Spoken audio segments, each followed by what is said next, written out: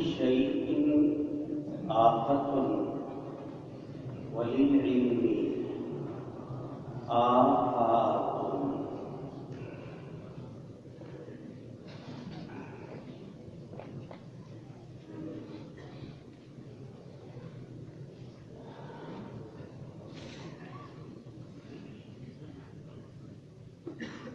کیونکہ زبان سے آپ نے دعا کی ہوگی جو قبول بالکل نہیں ہوئی. میں نے آپ سے شروع ہی دن میں درخواست کی، وہ حد الصوت کا متکلم مریض ہے،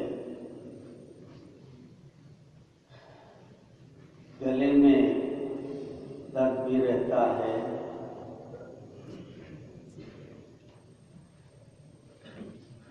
دل بھی مجروح ہے،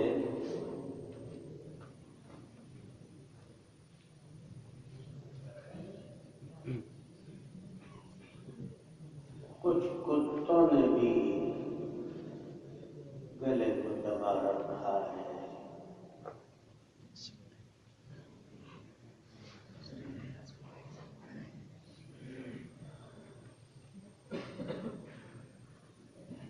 بالخصوص دشمنوں کی طرف سے آپ کے دشمن، آپ کے دین کے دشمن، اللہ کے دشمن، اللہ کے انبیاء کے دشمن، کتاب اللہ کے دشمن، شریعت کے دشمن، مکاتب اور مدارس عربیہ کے دشمن، امن و امان کے دشمن، انہوں نے ہر جگہ اپنے کچھ کتے منتخب کر رکھے ہیں. ان کتوں کی وجہ سے بھی زبان میں آزادی محسوس نہیں ہوتی.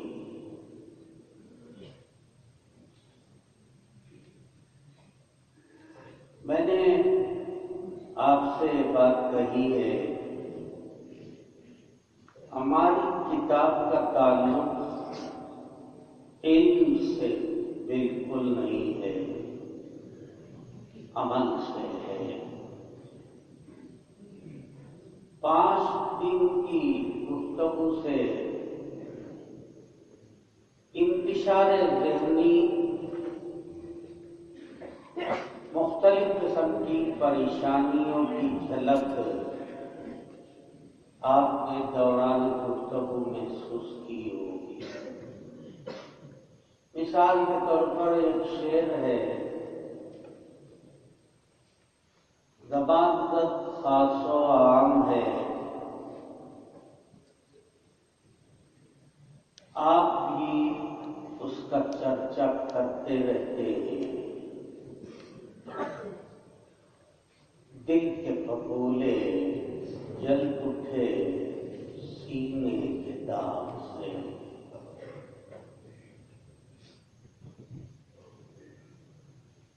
سینہ یہاں ہے، یہاں سے لے کر یہاں، اور یہاں دل ہے. بائیں جانب دل ہے،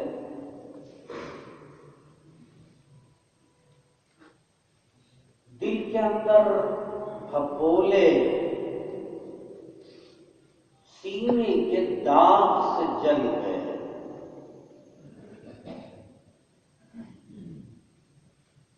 گھر کو آگ لگی ہے گھر کے چراغ سے.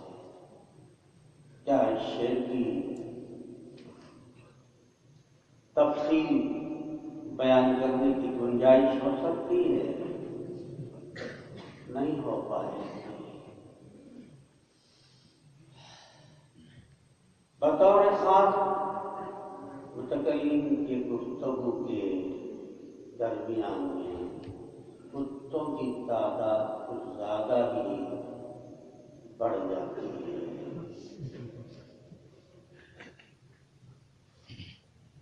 لوگوں میں مشہور ہے کہ سرکار کی طرف سے اس کی تقریب پر پابندی ہے.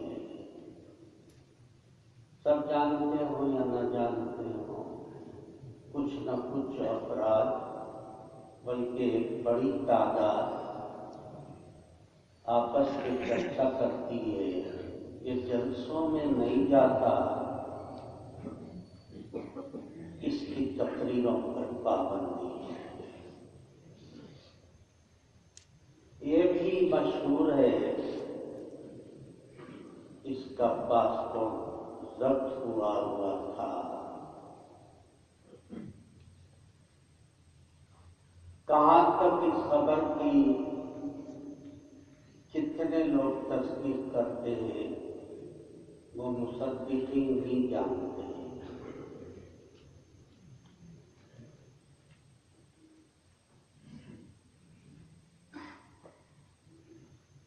بیسوں سال پہلے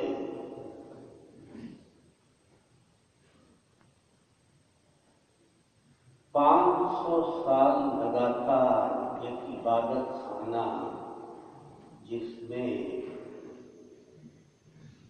مسلسل اس کی تعمیر سے لے کر ایک طویل مدت تک اللہ کی عبادت ہوتی رہی. تاریخ عالم بھی گواہی دیتی ہے کہ 500 برس سے ایک مسجد یہاں رہی ہے. اس میں عبادت کا سلسلہ تسلسل کے ساتھ جاری رہا ہے.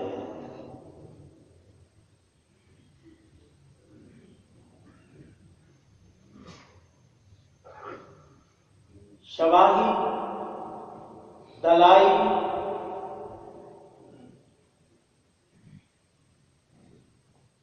کتابیں، مؤرخین اس مسجد کے آس پاس بسنے والے مسلم اور غیر مسلم باشندے سب گواہی دے رہے ہیں کہ یہ روز اول سے یہاں مسجد رہی ہے، اس میں عبادت ہوتی رہی ہے.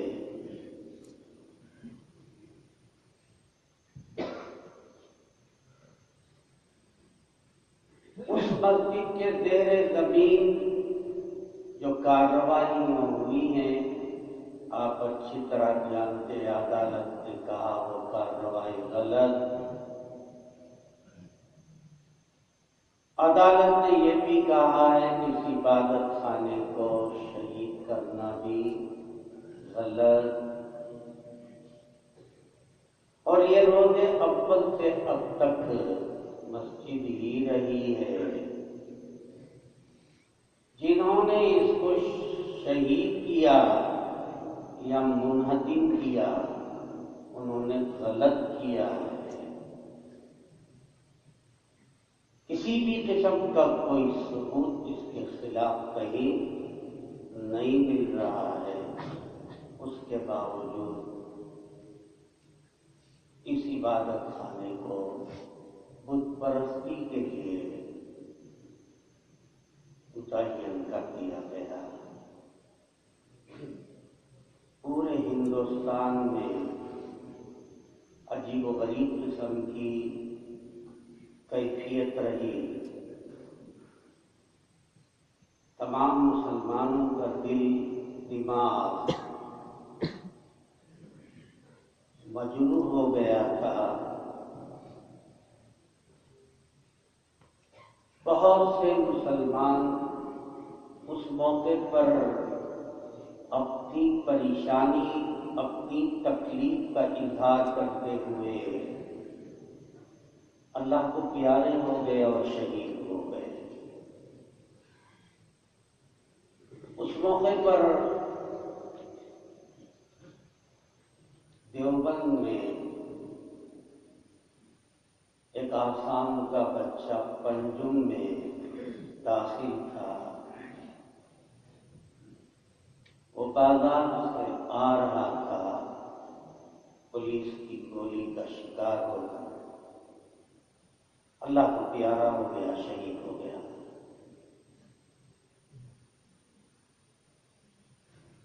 اس موقع پر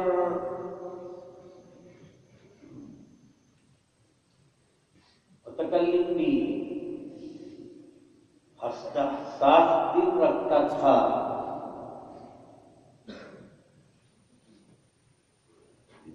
شمائل کے درس کے دوران مسلسل 20 دن تک اس موضوع پر گفتگو ہوئی۔ کسی نہ کسی طریقے سے دل کو قدرے اور سامعین اور مخاطبین طلبہ کو تسلی ہو جائے، صبر آ جائے، کوشش کی گئی۔ اسی موقع پر سرکار کی طرف سے کارروائیاں بھی ہوئی۔ ان جملہ ان کارروائیوں کے 6 مہینے کے لیے متکلم ماضی میں سفر حج تھا، 6 مہینے کے لیے پاسپورٹ ضبط ہو گیا تھا۔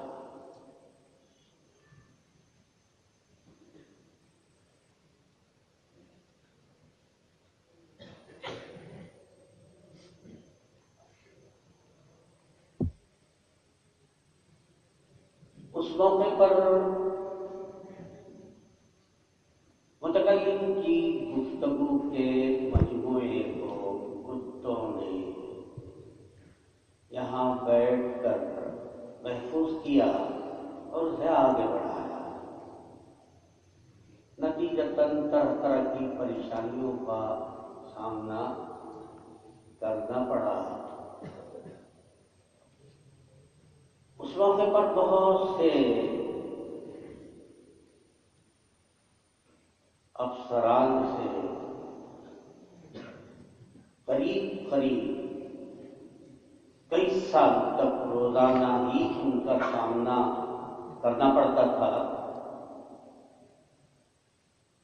وہ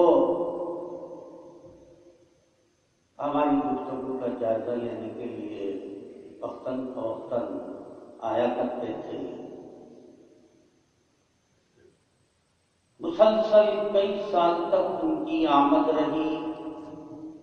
ہم بھی مختلف جگہ اس سلسلے میں حاضری دیتے رہے۔ ان سے دوستی بھی ہو گئی۔ کچھ تھے انہوں نے بنائے تعلق ہمدردی متکلم سے کہا، آپ نہ تقریر کرتے، تقریروں سے گریز کرتے تو بہتر ہے۔ کسی کی طرف سے کوئی پابندی نہیں ہے، لیکن آپ گریز کریں تو یہ آپ کے لیے بہتر ہو سکتا ہے۔ اتنی سی بات متعدد بچوں نے اس سے پوچھا، کیا آپ کی تقریروں پر پابندی ہے؟ میں کہا پابندی نہیں ہے، مزاج نہیں ہے۔ عام طور سے نصیحت کرنے والوں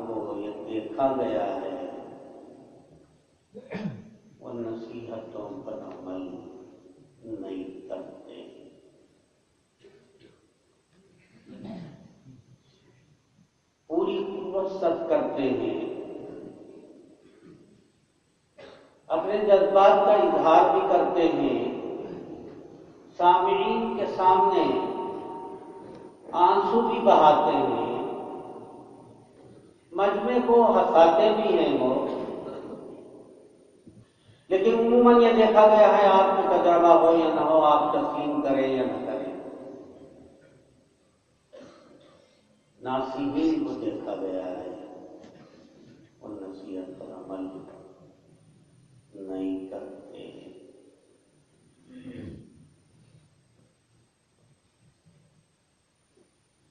متکلم نے بطور خاص بچپن سے یہ منظر دیکھتا چلا آیا ہے،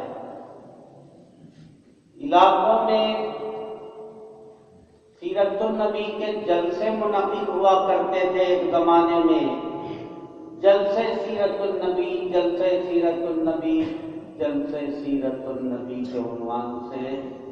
آپ نے نہیں دیکھا ہوگا تو بہرحال آپ کے والد نے تو ضرور دیکھا ہوگا۔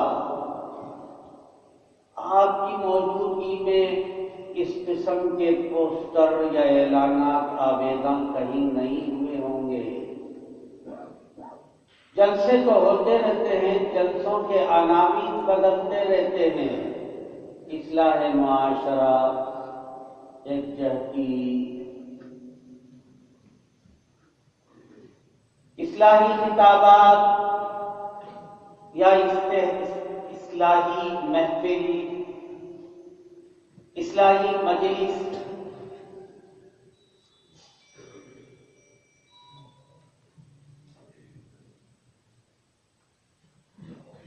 مدرسوں کا سنگ بنیاد اور دستار بندی کا اجلاس، غلے اسکیم کے نام سے جلسے، کسی بھی عنوان سے جلسے ہوا کرتے ہیں، لیکن اس وقت میں کہیں بھی سیرت النبی کے نام سے جلسہ قریب پورے ہی ہندوستان میں بالخصوص ہمارے طبقے میں مقبول ہے۔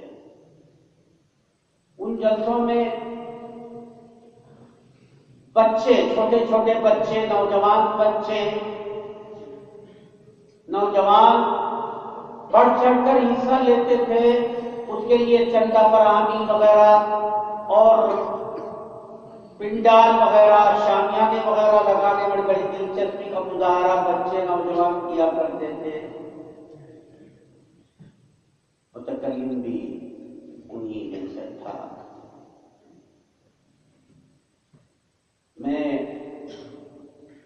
میری کتاب کے موضوع میں سے ہے یہ، اس لیے آپ کے سامنے بیان کر رہا ہوں۔ ہر استاد اپنی کتاب کے آغاز میں بہت سی باتیں بیان کرتا ہے، بیان کی ہوں گی، آپ نے سنی ہوں گی، حفظ جان بنایا ہوگا، حافظے میں جگہ دی ہوگی، اور آپ کو تمام باتیں یاد بھی ہوں گی، اور دوران گفتگو میرے آپ سے دریافت کرنے پر اندازہ ہوا، کچھ اندازہ ہوا، اس کی وجہ سے بھی گفتگو متکلم کی ہونے لگی، اور آپ کے سامنے گفتگو میں نے دنیا بھر کی تاریخوں کے سلسلے میں تذکرہ کیا، اور پھر اپنی زبان کے گنگ ہونے، بولنے کی خفت کے کھونے، حلق میں درد کی شکایت کا بھی تذکرہ آپ کے سامنے کیا، اور کبھی کبھی یہ بھی میں نے کہا ہندوستان کے حالات بولنے نہیں دے رہے ہیں، حالات اور ہندوستان کے موجودہ بسنے والے مسلمانوں کا مستقبل کیسا رہے گا، کیا شکل ہوگی، کن کن پریشانیوں سے گزرنا پڑے گا، نتیجہ کیا نکلے گا۔ کمزور متکلم کمزور دل کا آدمی ہے، جب حالات سے متاثر ہوتا ہے تو وہ ہفتے بچے بتا سکتے ہیں میرے کمرے میں رہنے والے، ایک تو دور حدیث کا تاجر یہاں موجود ہے، اسے آپ معلوم کر سکتے ہیں میرے کھانوں کی کیا کیفیت ہے۔ ایک تو کمزور دل ہونے کی بنا پر، حساسیت ضرورت سے زیادہ ہونے کی وجہ سے، احساس انتہائی جوان ہونے کی وجہ سے آواز بھی متاثر ہوتی ہے، حلق بھی متاثر ہوتا ہے اور پیٹ بھی متاثر ہوتا ہے، دل و دماغ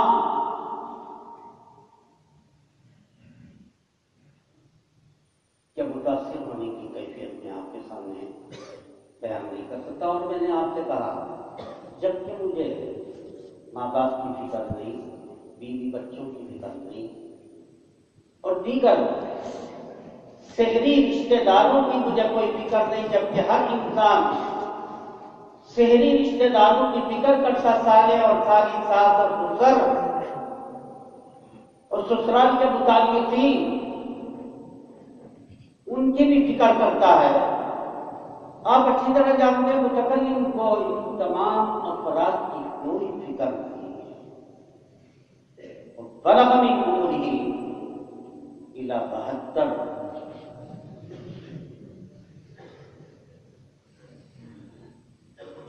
اعمال امتی بین 60 و 70 مکمل ہو چکی ہے۔ متکلم رنگے میں چل رہا ہے، کوئی فکر مستقبل کی اسے ہے نہیں، لیکن بہرحال کمزور دل ہونے کی وجہ سے تمام ہی آگاہ متاثر ہوئے بغیر نہیں رہتے۔ ہفتوں کھانے سے گریز کرنا پڑتا ہے، حالات سے واقفیت کی وجہ سے۔ میں اس لیے کہہ رہا تھا کہ آپ کون ہیں؟ ورثۃ الانبیاء ہیں۔ بہت سے لوگوں کو کے چہرے سے مسکراہٹ آیا ہوتی ہے، ان کو خود تعجب ہونے لگتا ہے، ہم ورثۃ الانبیاء ہیں۔ جو مشن تمام انبیاء کا رہا ہے وہی مشن نبی کریم علیہ السلام کا بھی رہا ہے۔ کیا مشن ہے؟ تلاوت کتاب، تعلیم کتاب، تعلیم حکمت، تزکیہ نفس۔ حضرت ابراہیم علیہ السلام کی دعا بھی میں نے آپ کے سامنے نقل کی، ربنا وابعث فیہم رسولا منہم یتلو علیہم آیاتک ویعلمہم الکتاب والحکمہ ویزکیہم انک انت العزیز الحکیم۔ آپ کی دعا کو شرف قبولیت عطا کرتے ہوئے اللہ تعالیٰ نے لقد من اللہ علی المؤمنین اذ بعث فیہم رسولا من انفسہم یتلو علیہم آیاتہ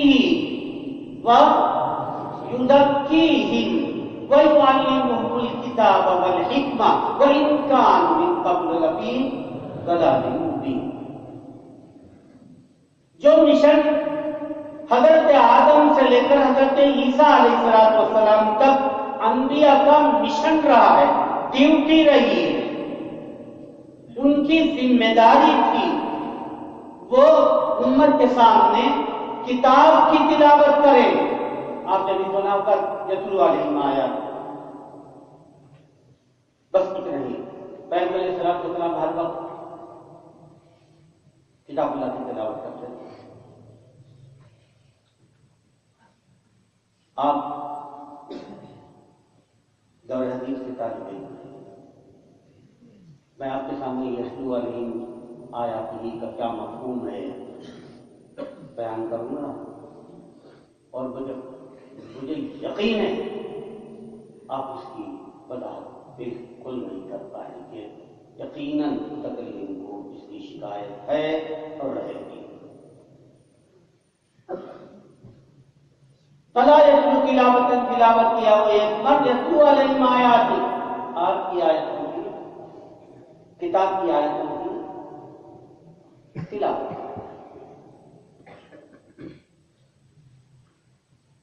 تلاوت کا کیا مفہوم ہے؟ اور آپ کی زندگی اگر آپ کے پیش نظر ہوتی، نبی کریم علیہ الصلوۃ والسلام کی راتوں کی سرگرمیاں آپ کے پیش نظر ہوتی، اور گھر گھر پیغمبر کتاب اللہ کی آواز کو سننے اور اصلاح دینے کے لیے رات بھر چلتے رہتے تھے. راتوں میں صحابہ کرام کا کام تلاوت قرآن کا رہا ہے. کون سا ساتھی کس طرح کی تلاوت کرتا ہے؟ بلند آواز سے کون تلاوت کرتا ہے؟ ہلکی آواز سے کون تلاوت کرتا ہے؟ لوگوں کی تلاوت کے چہرے اور سر کو معلوم کرنے کے لیے، اور کس کس گھر میں تلاوت قرآن کی آواز آتی ہے، کس گھر سے، نبی کریم علیہ الصلوۃ والسلام اس کا جائزہ لیا کرتے تھے. علی کل حال میں نے کہا آپ سے شکایت بھی ہوگی. کیا مطلب ہے؟ آپ کی مصروفیتوں سے تکلیف ہوگی. اس تکلیف کا اظہار آپ کے سامنے محض آپ کی ہمدردی میں، تاکہ آپ غور و فکر کریں. اللہ نے ایسا منصب عطا کیا، ایسا عہدہ عطا کیا ہے، ایسی نعمت عطا کی ہے کہ جو مشن انبیاء کا رہا، اور جو مشن نبی کریم علیہ الصلوۃ والسلام کا رہا، جو مشن صحابہ کرام رضوان اللہ تعالی علیہم اجمعین کا رہا، اور جو مشن صحابہ کے شاگرد تابعین کا رہا، اور جو شاگردوں کے شاگرد تابعین کا رہا، وہ وہی مشن رہا جو مشن حضرت آدم سے لے کر عیسیٰ علیہ السلام تک، اور اس کے بعد نبی کریم علیہ السلام کا رہا.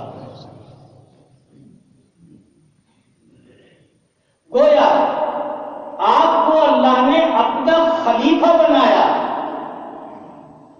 لَنَسْتَخْلِفَنَّكُمْ فِي الْأَرْضِ وَلَنُمَكِّنَنَّكُمْ.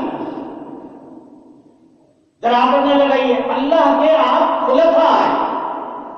خلیفہ کا مطلب ہے جو کام مالک کرے گا، خلیفہ اس کام کو آگے بڑھائیں گے. جو مالک کی ہدایات اور اعلانات ہیں اس کا نائب خلف یخلق کا ترجمہ پیچھے آیا وہ ایک پر.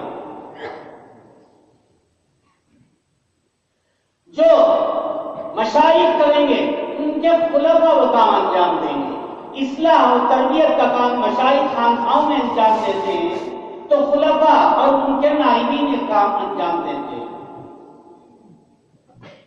گویا کہ آپ سچے تمام انبیاء کے بالخصوص نبی کریم علیہ السلام کی میراث کے وارث. ان الانبیاء لم یورثوا دینارا ولا درہما انما ورثوا ھذا العلم. دینار اور دراہم انبیاء کی میراث میں تقسیم نہیں ہوتے. یہ نبی کریم علیہ السلام کی میراث ہی کی خصوصیت نہیں ہے، یہ تمام انبیاء کی میراث کا بھی یہی حکم ہے. جمہور ائمہ، جمہور محدثین کی یہی رائے ہے. جو میراث پیغمبر کی سلبی اولاد میں تقسیم نہیں ہوگی، ایسے ہی تمام انبیاء کی میراث ان کی اولاد میں تقسیم نہیں ہوگی۔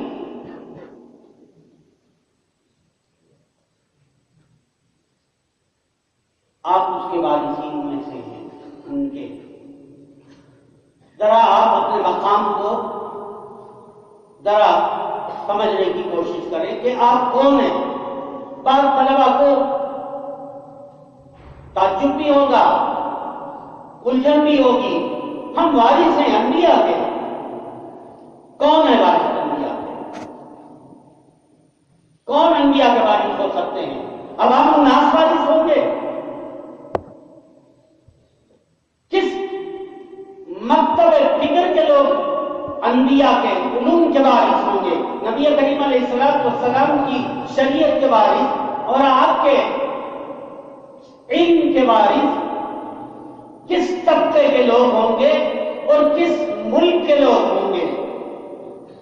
آپ کے اکابر کا کارنامہ ہے، اللہ نے پوری دنیا میں آپ کے اکابر کو مقبولیت عطا کی ہے، ہر دلگیری عطا کی ہے۔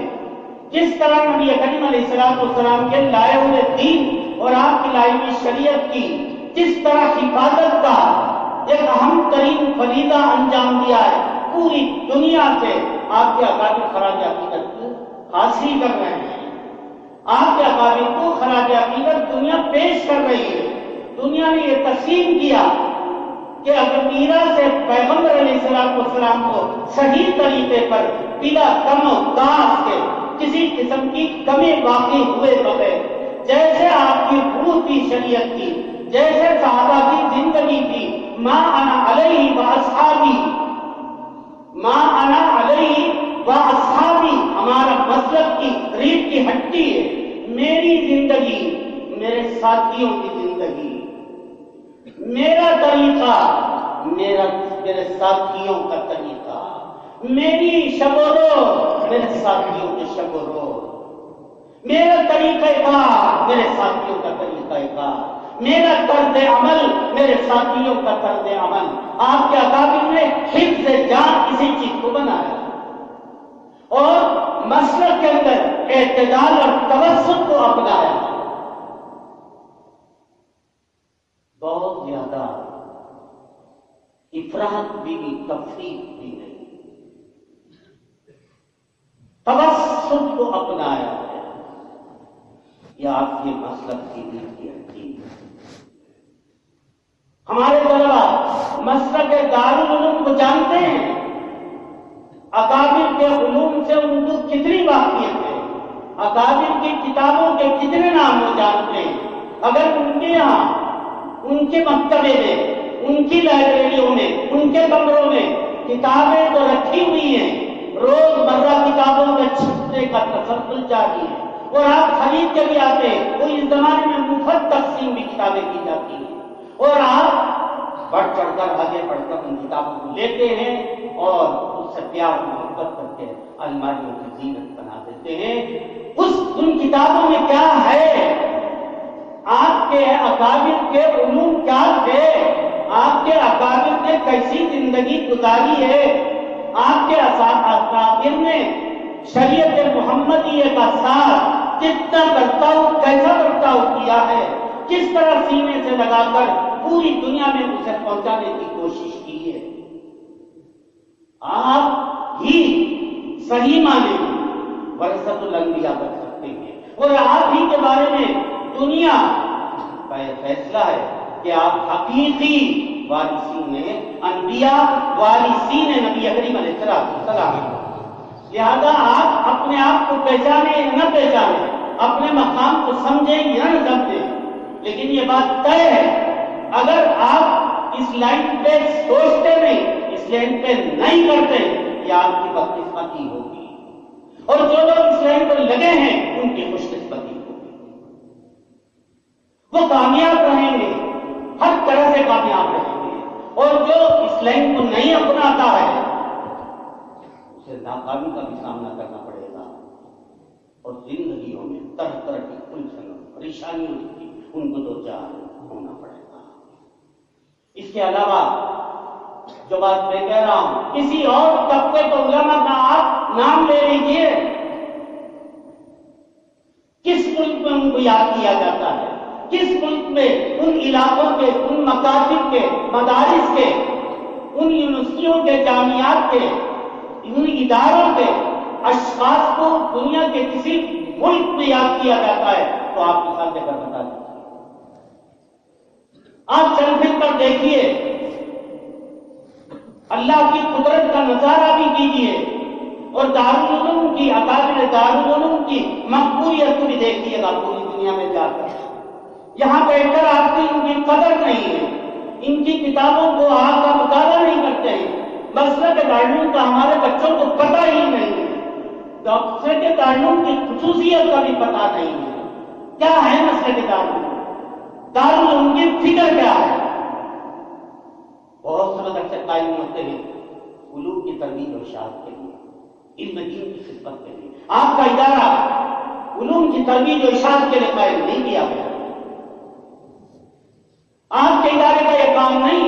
آپ کا ادارہ کی بنیاد آپ کے اکابر نے رکھی ہے حمیت دینی، غیرت دینی پر. اور آپ کے اکابر کے پیش نظر صدیق اکبر رضی اللہ تعالی عنہ کا جو مقولہ ہے، ہر بانی دارالعلوم کے پیش نظر ابو بکر صدیق رضی اللہ تعالی عنہ کا وہ الہامی فکر رہا ہے، اسی فکرے کو سامنے رکھ کر آپ کے ادارے کی بنیاد رکھی ہے. سارے صحابہ ایک طرف تھے، ابو بکر ایک طرف تھے رضی اللہ عنہ. ابو بکر کا ساتھ دینے کے لیے عمر جیسا طاقتور آدمی، قوت کا پہاڑ، صلابت کا پہاڑ، طاقت کا پہاڑ، فولاد، ابو بکر کے سامنے نرمی کی درخواست کر رہا تھا. وہ فولاد، وہ پہاڑ جس سے پورا عالم عرب ہر کامتا تھا، وہ ابو بکر صدیق سے دریافت کر رہا ہے، کہہ رہا ہے، درخواست کر رہا ہے، ذرا نرمی سے کام لیجیے. اور ابو بکر کہہ رہے ہیں، عمر تم اپنے ساتھیوں کے ساتھ میرا تعاون کرو، یہ نہ کرو. میں اکیلے مانی وقات سے نمٹ لوں گا، مرتدین کا مقابلہ اکیلے کروں گا. جانتے ہو ابو بکر کون ہے؟ آینقص الدین وانا حی، آینقص الدین وانا حی. میری نگاہوں کے سامنے دین میں قدر کیوں ہو، دین میں کمی کر دی جائے اور ابو بکر زندہ رہ جائے، ایسا ممکن ہی نہیں ہے.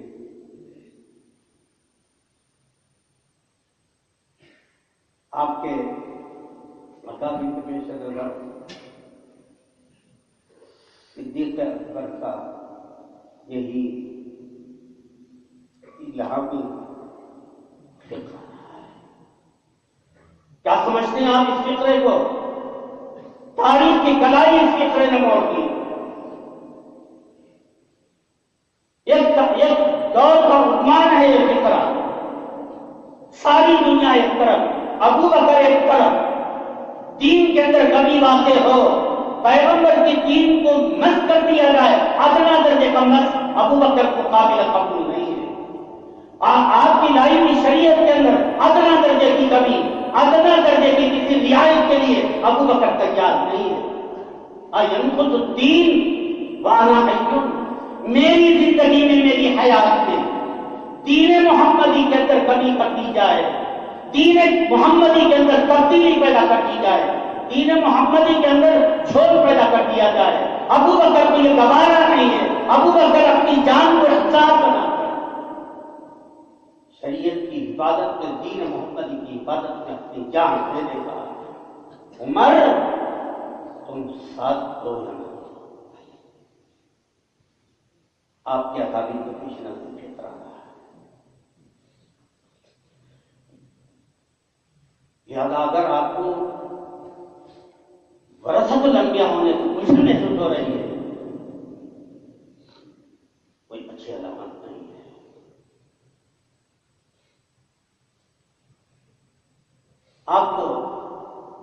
خوش ہونا چاہیے.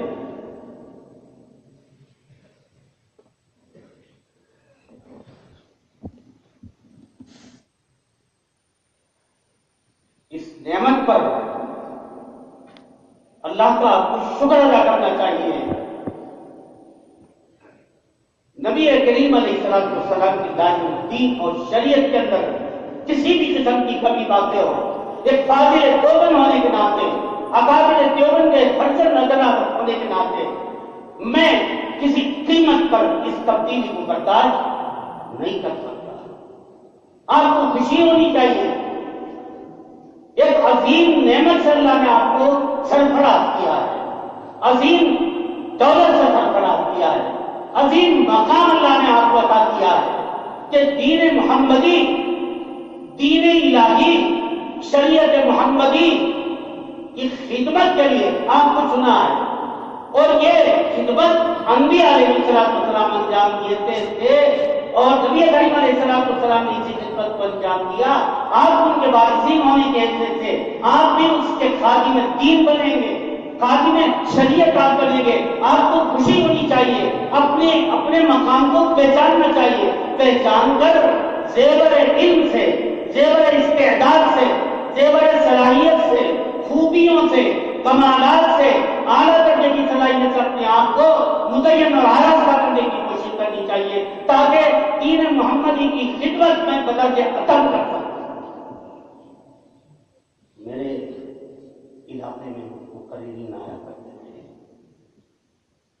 تقریر جملہ میں نے شروع کیا تھا، اس کو دوبارہ میں وہاں لوٹ کر بتا رہا ہوں. سیرت النبی کے در سے آپ نہیں پڑھ رہے، گویا کہ آپ جلسوں میں نبی کریم علیہ السلام کی سیرت حیات، سوانح حیات اور آپ کی زندگی، آپ کی 23 سالہ زندگی. آپ کو معلوم ہے محدثین کے پیش نظر کہاں پیغمبر کی کون سی زندگی ہے؟ یہ کہیں گے بیٹھنے لوگ تو زیادہ بہتر ہے.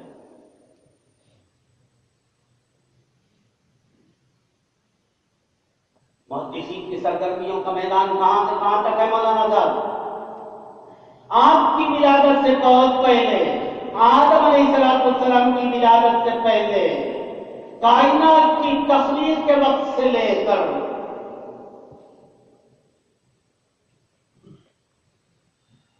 سب سے پہلے تخلیق نبی کریم علیہ السلام کی ہوئی ہے.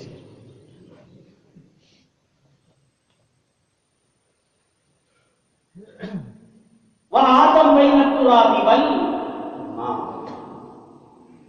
آدم کی تخلیق سے پہلے محدثین کی سرگرمی وہیں سے چلتی ہے اور پھر محدثین کی سرگرمیاں محشر کے میدان کے بپا ہونے تک رکھتی ہیں.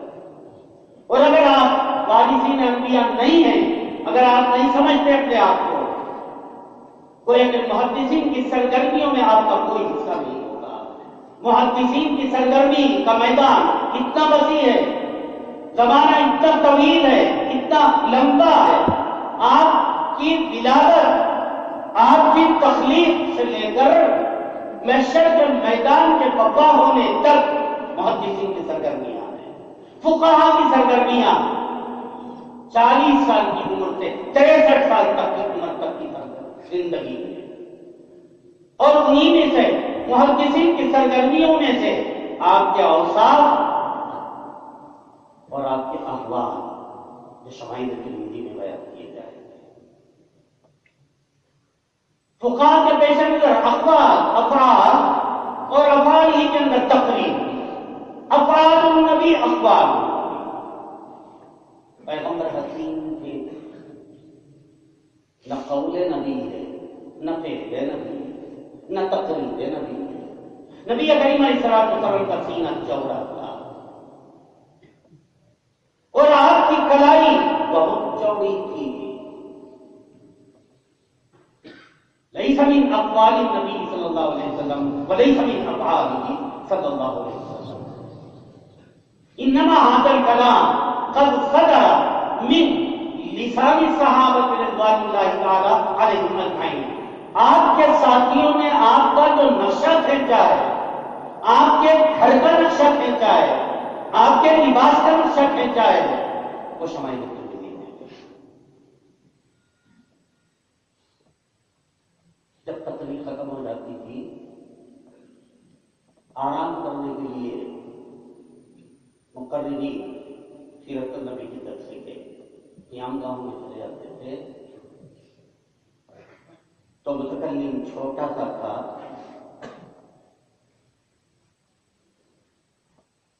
جلسے میں نہ جانے کی علت کی وجہ سے کہہ رہا ہوں.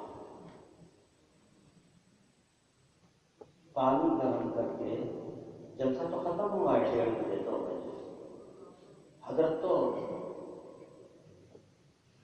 حضرت تو 4 بجے اٹھیں گے، کاہی کے نہیں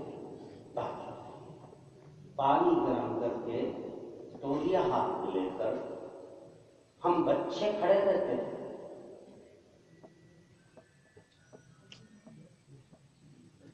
مقررین تو سب اللہ کو پیارے ہو گئے. ہمارے ہاتھ میں گرم پانی رہا اور تولیہ رہا، تولیے کو ترک کرنے کا موقع بھی نہیں ہوا. لوٹے سے پانی استعمال کرنے کا بھی موقع نہیں ہوا. نہ تہجد کی نماز، نہ ہی فجر کی نماز. ایسے واقعات مسلسل سامنے آئے. یہ طے کر لیا اسی وقت میں بچوں نے، ہم کچھ بھی بنیں گے پر مقرر نہیں بنیں گے. کسی جگہ نہیں بنیں گے. وہ سب بچے عالم ہوئے، لیکن ان بچوں سے آج تک کسی مجمع میں کسی جگہ کی تقریب کا ثبوت نہیں ملتا ہے. نصیحت کرنے والے لوگ نصیحتوں پر عمل نہیں کرتے. ڈرانے والے لوگ کبھی ڈرتے نہیں. لینے والے کبھی کسی کو ضرورت پر دیتے نہیں. یہ اوصاف حسنہ، اخلاق فاضلہ عام طور سے ہمیں بھی، ہمارے ساتھیوں کو بھی جو چھوٹے چھوٹے بچے تھے ان کو اس قسم کے مناظر کو دیکھنے کا موقع ملا تو ان بچوں نے یہ طے کر لیا کہ زندگی میں کبھی تقریب